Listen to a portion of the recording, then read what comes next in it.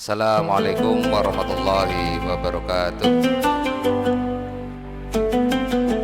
Innal hamdalillah nahmaduhu wa nasta'inuhu wa nastaghfiruh wa na'udzu billahi min syururi anfusina wa min sayyiati a'malina may yahdihillahu fala mudhillalah wa may yudlilhu fala hadiyalah. Asyhadu an la ilaha illallah wahdahu la syarikalah wa asyhadu anna Muhammadan abduhu wa rasuluh la nabiyya wa rusula ba'dah. Allahumma anfa'na bima 'allamtana wa 'allimna ma yanfa'una wa zidna ilman. Allahumma kfina bi halalikan haramik wa ghnina bi fadlik aman siwak. Qala Allah ta'ala fi kitabil aziz, a'udzu billahi minasyaitonir rajim. Faqultu astaghfiru rabbakum innahu kana ghaffara yursilis samaa'a 'alaikum midrara wa yumdidkum bi amwalin wa banin wa yaj'alakum jannatin wa yaj'alakum anhara. Shadaqallahul azim. Amma ba'du. Alhamdulillah, segala puji syukur kehadirat Allah Subhanahu wa taala yang telah melimpahkan rahmatnya, juta nikmat karunia-Nya yang tidak bisa kita hitung satu persatu. Wabil khusus nikmat iman, nikmat Islam yang menjadi alasan utama kita harus tetap bersyukur walaupun kondisi senang ataupun yang tidak sesuai dengan harapan. Alhamdulillah ala kulli hal. Segala puji syukur bagi Allah Subhanahu wa taala apapun halnya, apapun kondisinya. Alhamdulillah kita masih diberikan iman dan Islam. Salam beserta sholawat marilah senantiasa kita curah limpahkan kepada junjungan Nabi besar kita Muhammad sallallahu alaihi wasallam, sang khatamun nabiyyin, penutup para nabi, penutup risalah panjang, ad-dinul haq, inna dinna indallahil Islam, satu-satunya din, agama, penuntun hidup kita untuk kita menjalankan kehidupan kita di dunia dengan hasan, dengan baik, wafil akhirati juga dengan baik. Rabbana atina fid dunya hasanah wa fil akhirati hasanah wa qina adzabannar. Insyaallah dengan kita menegakkan sunnahnya, memandu kehidupan kita di dunia dengan baik dan berakhir nanti di akhirat sebagai tujuan sebenar-benarnya dengan baik, dan mudah-mudahan kita terhindar dari panasnya api neraka. Amin ya rabbal alamin. Alhamdulillah, segala puji syukur diturunkannya hujan. Mungkin ini menjadi penghalang bagi saudara kita yang lain yang sedang kurang sehat. Namun alhamdulillah, mudah-mudahan diturunkannya hujan sebagai ampunan, sebagai rahmat bagi kita orang-orang yang beriman, karena dimulainya kehidupan Allah menyebut dengan diturunkannya hujan. Mudah-mudahan dengan diturunkannya hujan bagi orang yang beriman menjadi rahmat, menjadi ampunan. Mudah-mudahan meneduhkan hati, pikiran kita untuk kita istirahat sejenak dari hiruk pikuknya dunia. Kita beristirahat sejenak untuk mengingat betapa Allah Maha Besar, Allah Maha Pengampun, Allah juga Maha Rahman, Allah Maha Pengasih. Pada pertemuan yang lalu telah kita bahas satu pola besar kenapa azab itu diturunkan atau bencana itu terjadi. Kurang lebih saya ingin ringkas, yang jelas bukan artinya bencana itu sebagai azab semata, namun ada pelajaran, ada bentuk kasih sayang Allah dan seterusnya. Ada juga bentuk ujian bagi orang yang sabar akan mendapat kemuliaan, diangkat derajatnya. Namun kita kemarin membahas terkait dengan bentuk bencana serta pola-polanya, kenapa sekali lagi bencana itu diturunkan. Saya ringkas untuk mengingat kembali apa yang telah kita bahas pada pertemuan yang lalu. Kurang lebih bencana-bencana yang membinasakan umat terdahulu adalah satu, berbentuk banjir bandang, banjir besar terjadi pada umat Nabi Nuh dan kaum Saba. Allah abadikan di Quran surat Nuh ayat 25 dan Quran surat Saba di ayat 16. Nanti Bapak Ibu bisa kaji kembali.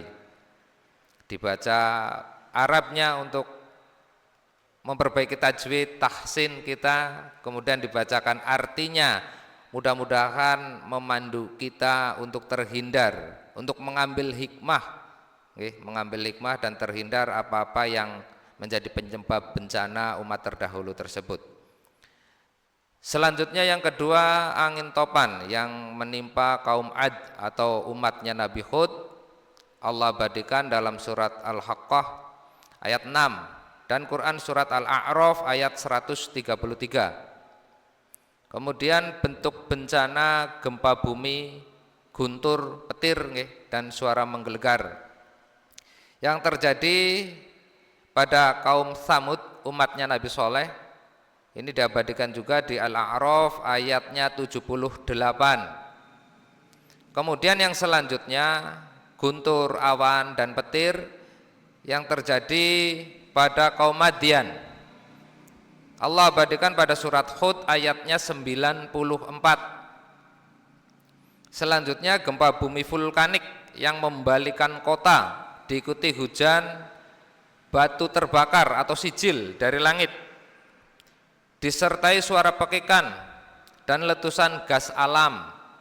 Ini terjadi pada umat Nabi Lut yang digambarkan Allah dalam Quran surat Hud 82 sampai dengan 83. Kemudian ketidakseimbangan ekosistem, mewabahnya hama atau populasi yang tidak terkendali seperti belalang, kutu, ulat, katak dan banjir darah. Ini di era Fir'aun, karena memang di era Fir'aun banyak sekali bencana.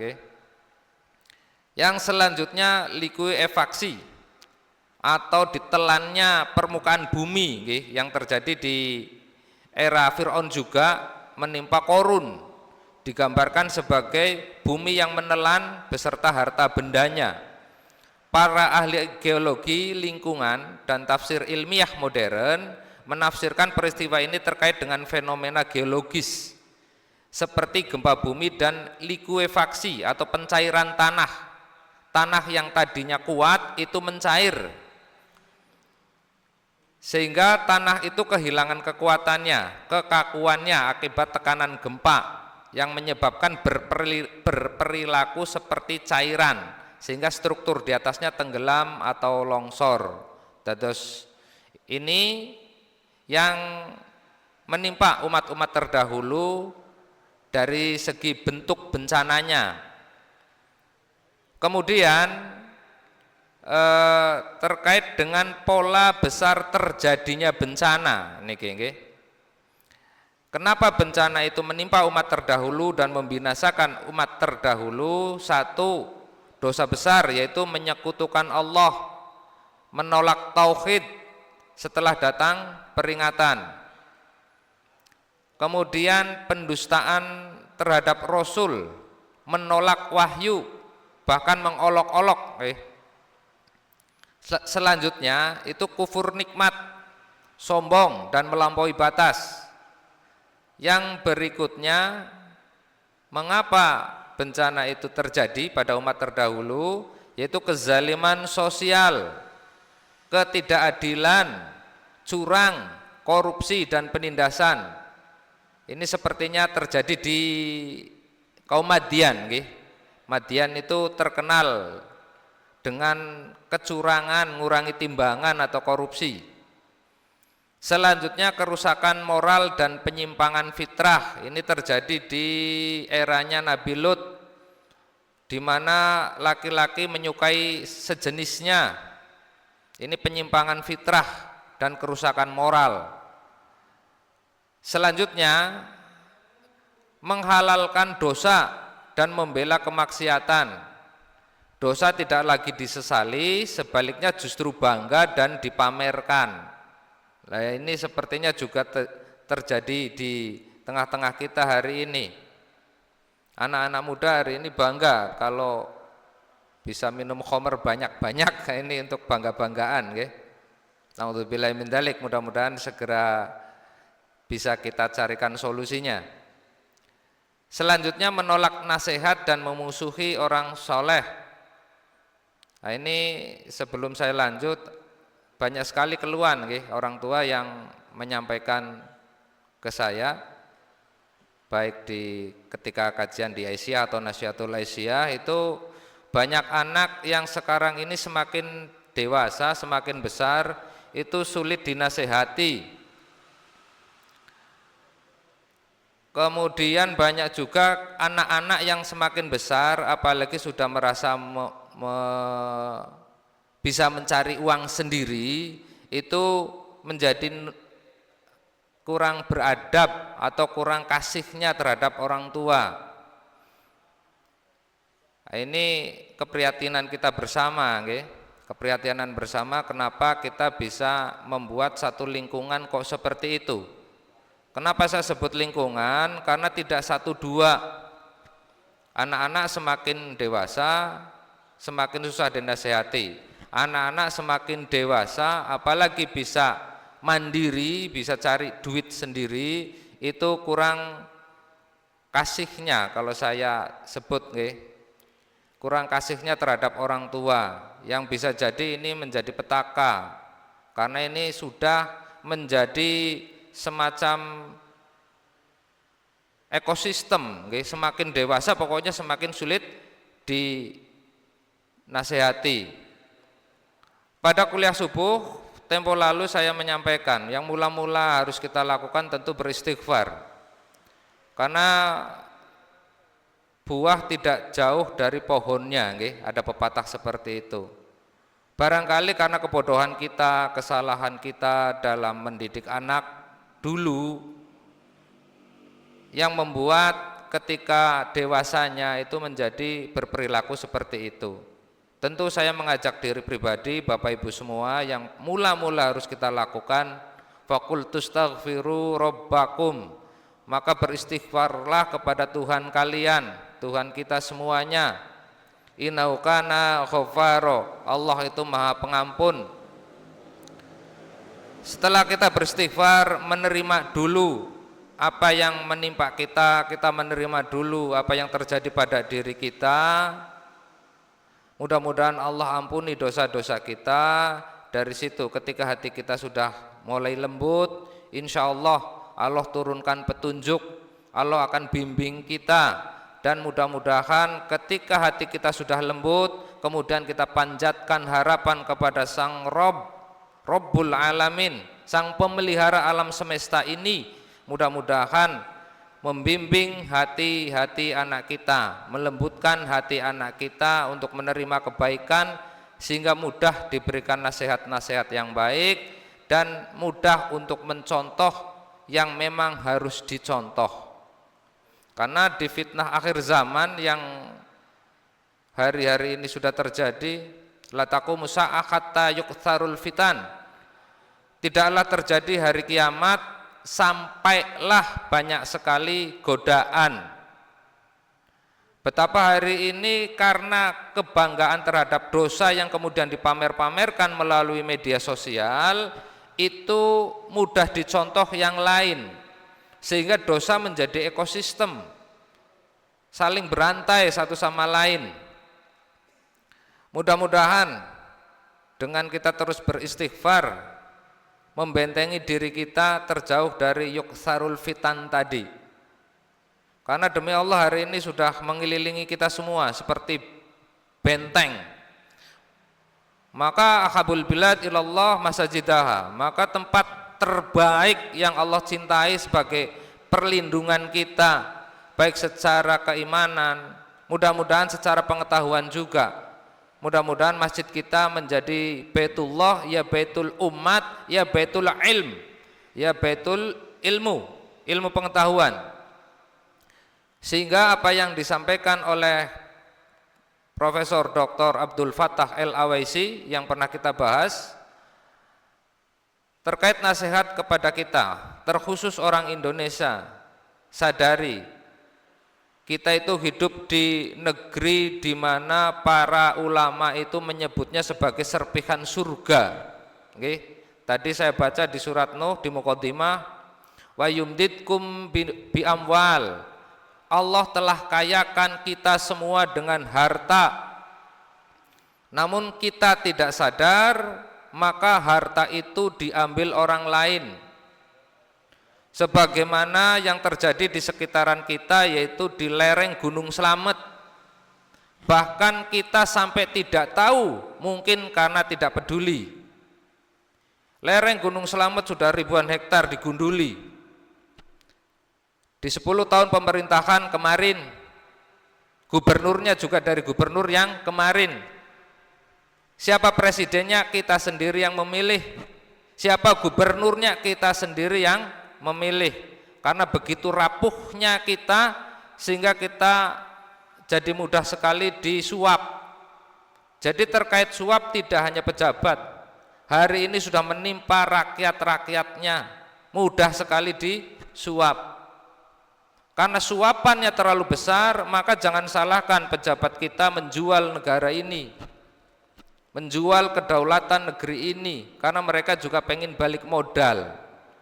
Dari sinilah kezaliman sosial terjadi, sehingga bencana tidak bisa kita elakkan lagi. Maka sekali lagi mohon maaf kepada Bapak Ibu kami semua, yang mula-mula harus kita lakukan adalah istighfar. Beristighfar, ya Allah ampuni dosa-dosa kami, ampuni kebodohan-kebodohan kami. Kami telah berbuat kezaliman yang mungkin tidak kami sadari. Namun demikian ya Allah jangan timpakan azab kepada kami. Itulah yang Allah pandu melalui Quran surat Al-Baqarah di akhir-akhir. Maka sekali lagi mari memperbanyak istighfar. Mudah-mudahan kita tidak ditimpakan azab yang melampaui kemampuan kita. Itu kurang lebih ringkasan terkait dengan pola bencana yang kemarin saya sampaikan. Sebelum saya lanjut, izinkan saya menyampaikan informasi. Alhamdulillah kita terus berupaya. Ketakmiran Masjid Jami Baitussalam Muhammadiyah Losari terus berupaya.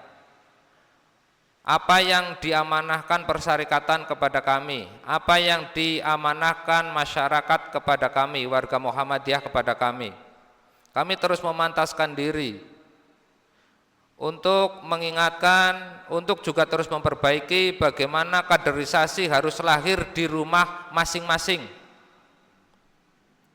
Yang selama ini kita mencari anak-anak muda yang mau aktif saja sulitnya minta ampun.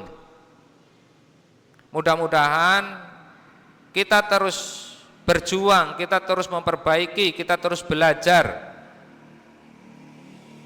Dan untuk hal itu alhamdulillah Masjid Jami Baitussalam Muhammadiyah Losari telah bekerja sama dengan beberapa pondok pesantren. Salah satunya pondok pesantren Tahfidzul Quran Ibnu Mas'ud, satu Ma'had Ali, pondok pesantren tingkat tinggi, ada tingkat ibtidaiyah, kemudian sanawiyah atau al-wusta pertengahan, kemudian Ma'had Ali atau tingkat atasnya, tingkat tingginya. Adalah satu pondok Tahfidzul Quran untuk para penghafal Quran yang tingkatannya sudah kalau level sekolah itu sudah kuliah, jadi sudah dewasa. Insya Allah per tanggal 20 nanti akan rawuh ke sini. Para santri Ibnu Mas'ud insya Allah akan turut memakmurkan masjid kita. Maka saya mohon kepada segenap masyarakat warga Muhammadiyah Desa Losari dan yang hari ini hadir, mari manfaatkan anak-anak kita itu. Insya Allah apa yang kita butuhkan insya Allah sudah dibekali.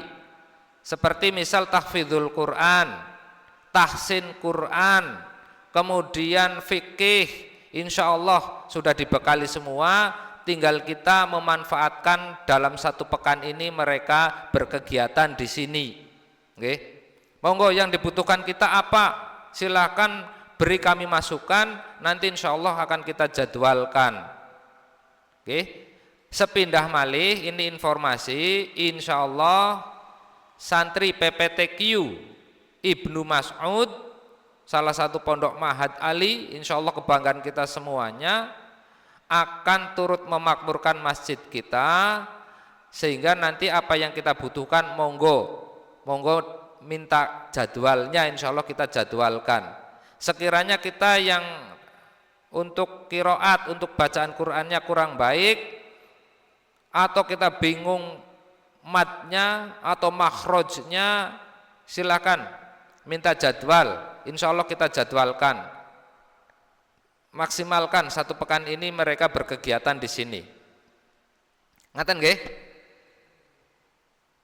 Ada yang ditanyakan sebelum dilanjut terkait dengan program santri ini? Nopo merasa cukup? Dados monggo, barangkali tidak hanya berhenti di kita, nggih. Mungkin anak-anak kita lihat, kita dengar kok baca Qur'annya kurang lancar, perlu perbaikan. Monggo, ndak masalah, nanti minta saja, sampaikan saja pada kami, nanti kita buatkan jadwal. Karena dari tanggal 20 itu hanya 5 hari, kalau tidak salah sampai tanggal 25, nggih, hanya 5 hari. Maka manfaatkan waktu yang singkat ini untuk apa yang sekiranya kita butuhkan. Ngaten nggih? Pada malam yang berbahagia ini izinkan saya menyampaikan satu hal terkait dari persoalan kita, di mana banyak keluhan, nggih. Karena banyak keluhan tentu sekali lagi ini seperti menjadi satu ekosistem. Pokoknya kok nek wis mulai gede kok angel di nasihati, angel diarahkan. Karena tidak 1-2 masukan, lebih banyak yang mengeluh seperti itu, maka izinkan saya mengajak pada Bapak Ibu semuanya bermuhasabah. 30 tahunan yang lalu atau 25 nggih, 25 sampai 30 tahunan yang lalu Ustadz kami menyampaikan, orang kafir ketika ingin merusak kaum muslimin itu biasanya menggunakan 3 hal. Salah satunya, buatlah wanitanya tidak ingin menjadi ibu. Niki ngapunten untuk ibu-ibu. Maksudnya bagaimana? Nuwun sewu sangat. Hari ini banyak para wanita itu takut melahirkan, atau wanita itu males menyusui karena faktor kecantikan dan seterusnya. Hari ini para wanita lebih menyukai berdiri di atas kaki sendiri, nyari duit sendiri, sehingga ketaatannya pada suami sangat-sangat kurang. Nah, ini bidikan pertama kaum kafir untuk menghancurkan muslimin. Kemudian yang kedua, menjauhkan anak-anak atau kita sebagai muslim itu melalui pendidikannya. Hari ini sekolah sepertinya tarbiyah, ta'dzib itu enggak ada. Seperti ketika kuliah subuh saya sampaikan, sekolah kita itu hanya mengajari. Semakin pintar, kenapa kemudian tidak berbanding lurus dengan akhlak, dengan adabnya? Tentu tadi ibunya, para wanitanya sudah malas berperan menjadi ibu, maka seorang wanita yang tidak mau direpotkan dengan tanggung jawab seorang ibu yang semestinya menyusui, mendidik, mendampingi anak, madrasatul ula, madrasah pertamanya anak-anak, itu mereka sudah tidak indahkan, mereka lebih menyukai dunianya sendiri, suka selfie-selfie, suka pamer, karena memang mungkin zamannya sudah seperti itu, yuksarul fitan, banyak sekali godaan. maka anak-anak menjadi terabaikan. Yang penting anak diam, nah, paling seperti itu alasannya. Karena saya sibuk, sibuk napa mawon, atau mencari uang mungkin, masak mungkin, mencuci mungkin, dan seterusnya, itu menjadi alasan kenapa anak lebih memilih untuk dipegangi HP saja, junun meneng kata seniku. Sementara di sisi yang kita tidak lihat, mereka anak-anak itu kan pintar sekali meniru, pintar sekali meniru, yang dilihat ditiru. Maka ya disitulah pembentukan karakter anak kita. Karena kebahagiaannya, kesenangannya dia dapat dari HP. Kesenangan, kebahagiaannya tidak didapat dari ibunya atau bapaknya yang sibuk masing-masing itu.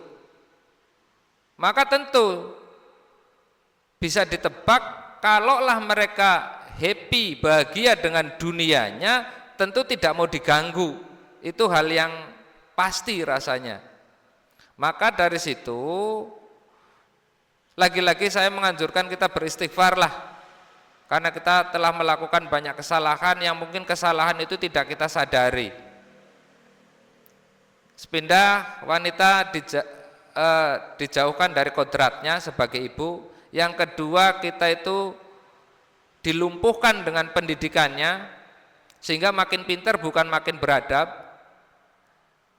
Kemudian yang ketiga, qudwahnya, para alim ulamanya hari ini dibusukkan, diolok-olok, dijadikan meme nggih teng niku. Naudzubillahi min dzalik, mudah-mudahan sudah tidak ada lagi lah. Dulu ada seorang alim nggih menggunakan surban, wajahnya diganti wajah babi. Naudzubillahi min dzalik. Jadi hari ini memang sepertinya sudah rusak sekali moralitas kita. Jadi kayaknya memang sudah betul-betul harus dibangun kembali dari nol.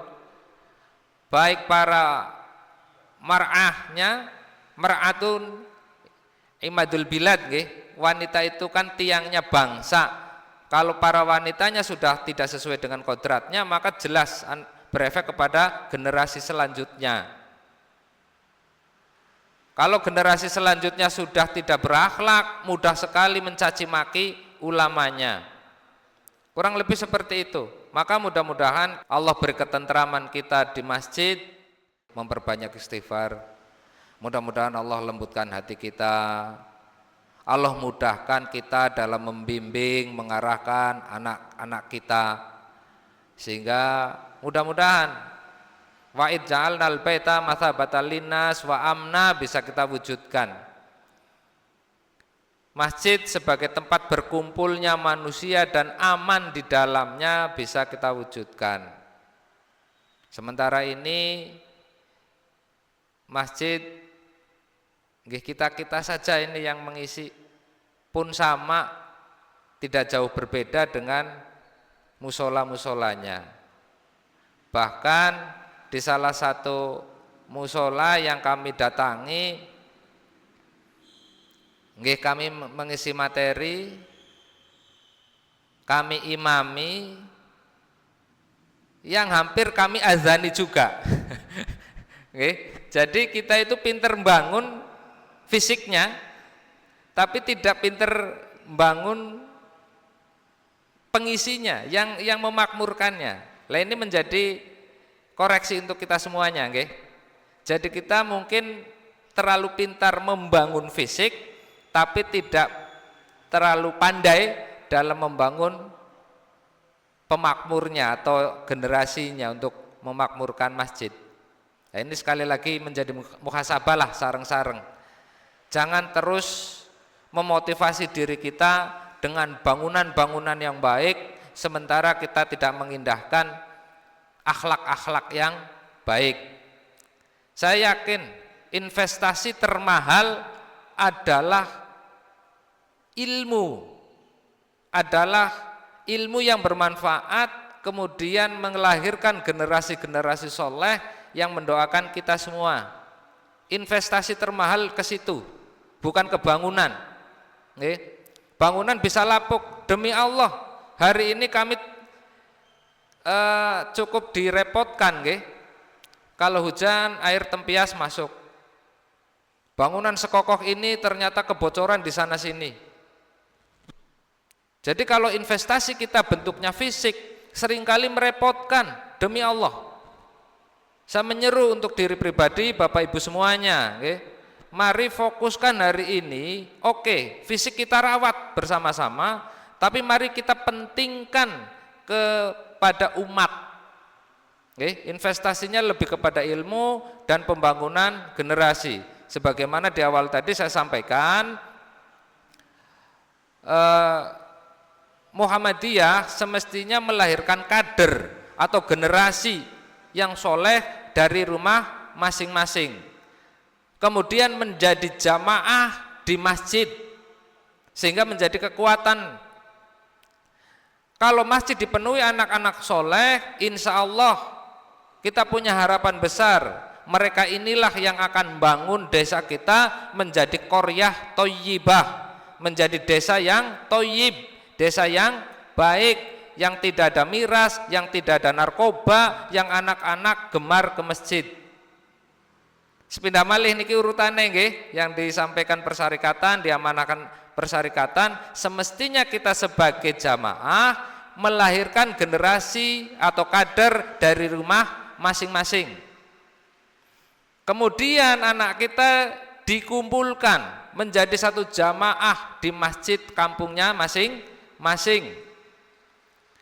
Kalau mereka anak-anak yang soleh, yang dibekali ilmu pengetahuan, bersatu, insya Allah tidaklah sulit membangun desa untuk menjadi qaryah thayyibah.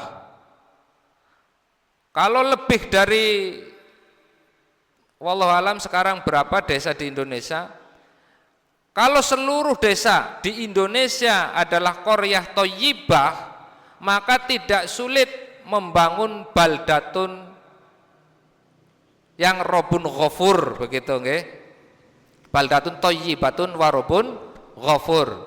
Tentu kita mulai dari yang terkecil, yaitu keluarga, kemudian jamaah masjidnya, kemudian membangun desanya, kemudian negerinya. Ngaten nggih?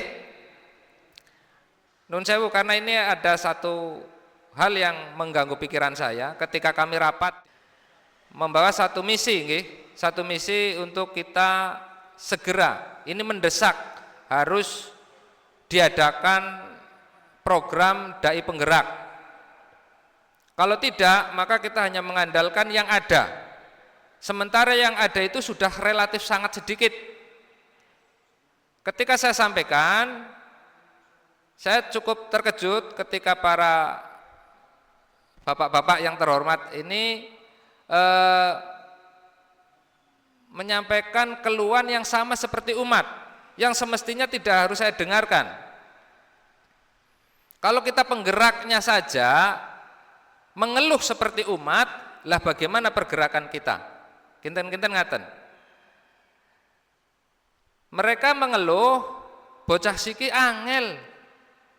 Mohon maaf sekali saya sampaikan, kalau semuanya mengatakan bocah siki angel, saya kok malah cenderung wong tua siki sing disiti angel. Kados niku. Mohon maaf sekali. Kenapa? Karena kembali kepada pengibaratan tadi, analogi tadi, buah jatuh tidak jauh dari pohonnya. Ngaten nggih? Buah jatuh tidak jauh dari pohonnya. Maka ketika anak-anak angel biasanya dedisiti wong tuane angel. Ngaten nggih?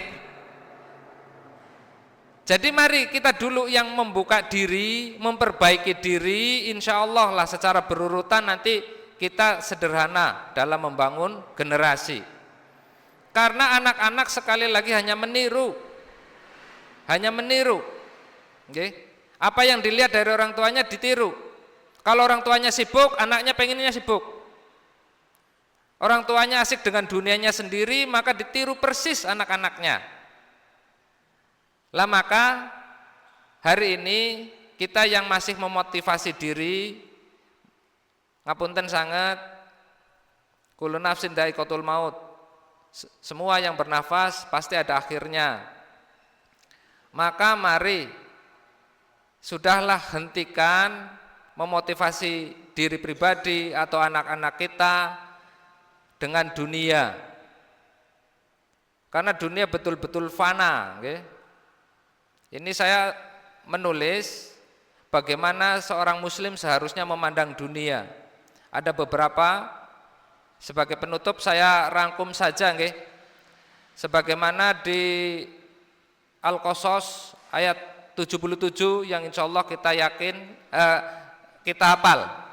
Wabtaghi fima taqallahu darul akhirah wala tansa nasibaka minad dunya wa ahsin kama ahsanallahu ilaik wala tabghil fasada innallaha la yuhibbul mufsidin. Carilah pada apa yang telah Allah karuniakan kepadamu kebahagiaan dunia, kebahagiaan negeri akhirat. Dados seberapapun kayanya kita, suksesnya kita, itu tidak berarti apa-apa kalau itu tidak digunakan untuk kebahagiaan akhirat. Maka kita bisa jumpai kalau orang yang tujuannya hanya dunia, maka berakhir terus kekurangan. Saya takjub dengan pejabat-pejabat kita yang memiliki tanah puluhan ribu hektar. Sementara mohon maaf sekali ketika saya membandingkan Umar bin Khattab. Umar bin Khattab itu penakluk 2/3 dunia, ya Romawi, ya Persia, itu ditaklukkan oleh Umar. Umar saja yang menguasai 2/3 dunia, dari Persia sampai dengan Romawi, gede sekali kawasannya. Itu hanya memiliki 70.000 hektar. 70.000 hektar yang menghasilkan bagi Umar per bulan itu 40 juta. 40 juta kalau kali 70 sekitar 280 miliar per bulan. Itu saja Umar tauladankan ke kita semua, maka tidak masyhur kalau Umar itu kaya, padahal Masya Allah kayanya luar biasa Umar itu. Sosok ideal yang bisa kita contohkan untuk anak kita mungkin Umar atau sahabat yang lain, para sahabat itu luar biasa. Tapi misal yang saya angkat adalah Umar. Umar harta enggak masalah, jabatan beliau khalifah. Tapi sejarah mencatat pakaian beliau itu hanya 2 helai. Satu untuk harian, yang satu untuk kenegaraan. Padahal beliau omset per bulannya itu bisa 280 miliar. Lah maka maha benar Allah yang telah difirmankannya, kemudian Nabi dengan segala apa yang disabdakannya.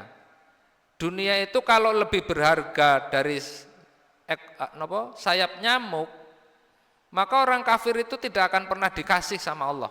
Bahkan hanya air minum saja. Kalau memang dunia ini lebih berharga daripada sayap nyamuk.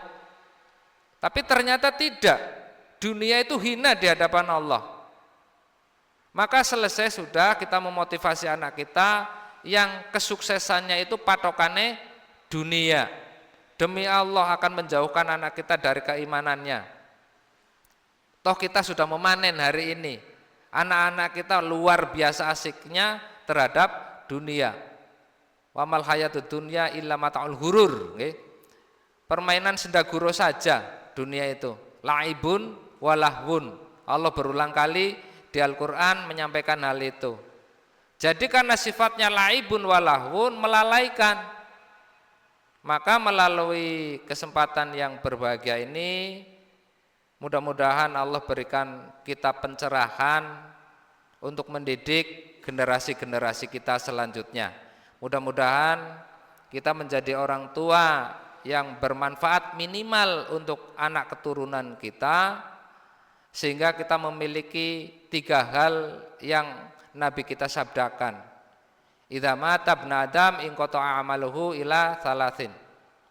Shadaqatin jariyatin, kemudian al-ilmu yuntafa'u bih, kemudian waladun sholih yad'u lahu. Mungkin demikian yang bisa saya sampaikan. Mohon maaf segala kekurangan. Nasru minallah wa fatun qarib wa basyiril mu'minin. Billahi taufiq wal hidayah. Wassalamualaikum warahmatullahi wabarakatuh.